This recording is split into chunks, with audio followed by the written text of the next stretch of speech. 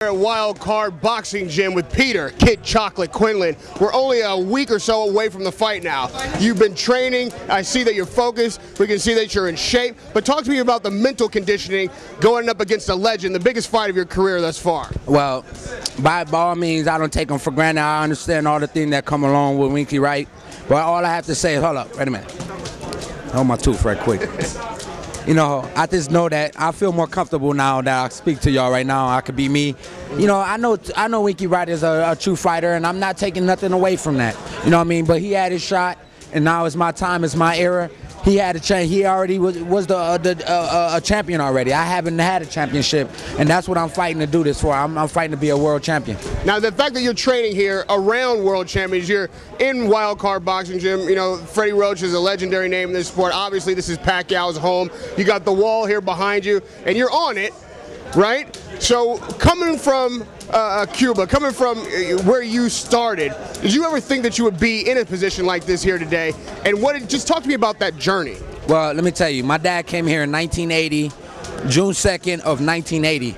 The day me and Winky Wright fights will be June 2nd, 2012. So 32 years after, I'm still fighting for opportunity for my family, you know what I'm saying? So I was born in Chicago, Illinois. I was raised all my life in Grand Rapids, Michigan, hometown of Floyd Mayweather Jr. and the Mayweathers. My dad was a street hustler, went to prison, you know, tried to provide a great living for us and upgrading it, but guess what happened? You know, he went to prison and I had myself to basically just to lean off of it. So what I did was, you know, I found boxing. Boxing changed my life, man. I moved to New York City and I just been chasing my dreams, and it turned into $1, and now I'm trying to get more dollars, and not only that, get the championships.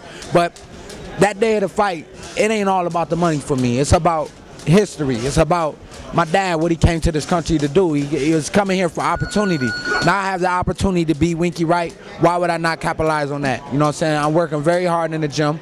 You know, I could tell Winky Wright is worried because he tried to pull out the Rolodex. You know what the Rolodex, when he knows this person, knows that person. I don't care about none of those people. You know, you shouldn't care about none of those people unless they paying your bills. So at the end of the day, he's worried about too much. He's worried about me taking a drug test. Let's do it. I'm ready. Let's do it right now. If this was something you was worried about in the beginning, you should have did Olympic style testing, because I'm ready. You know, I'm a clean fighter that believe that everybody should be fair in this sport. And that's what takes away from the sport, is when people cheat. And I'm not a cheater, man. You know, and I feel like you've taken that personally.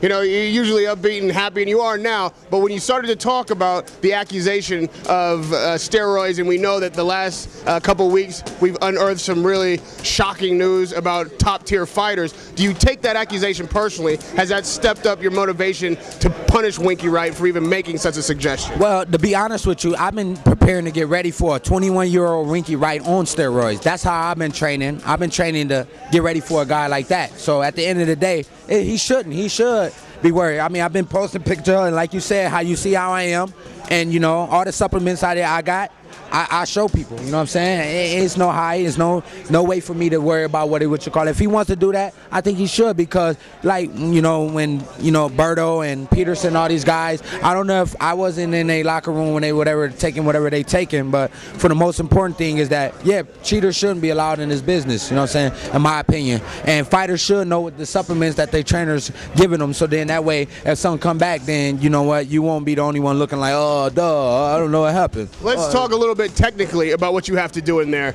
Now, Winky Wright, he is an old crafty technician. He will make the fight less entertaining to win. He's very defensive. Now, you can win, but that won't be enough. You'll have to win and be exciting to win over fans.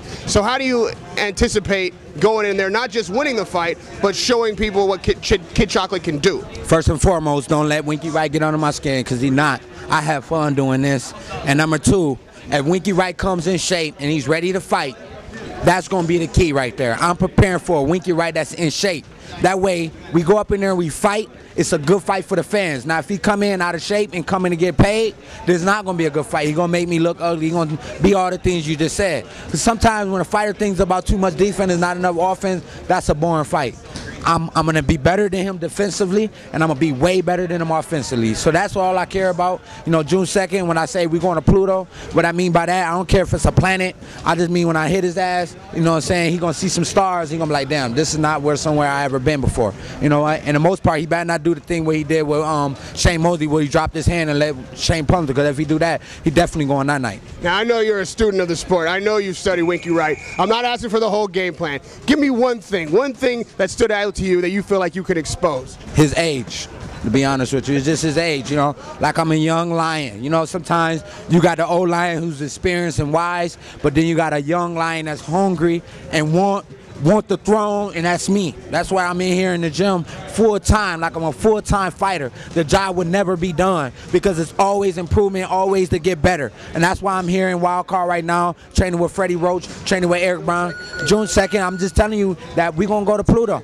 You know what I'm saying? My dad been here, came in this country 1980, June 2nd, 32 years ago. You know what I'm saying? Now 32 years later, I'm still fighting for opportunity. When my dad came from Cuba, I'm still fighting for his legacy. June 2nd, the same day that I fight. You know what I'm saying? So it's more like Radio Rahim with Peter Kid Chocolate Quillin.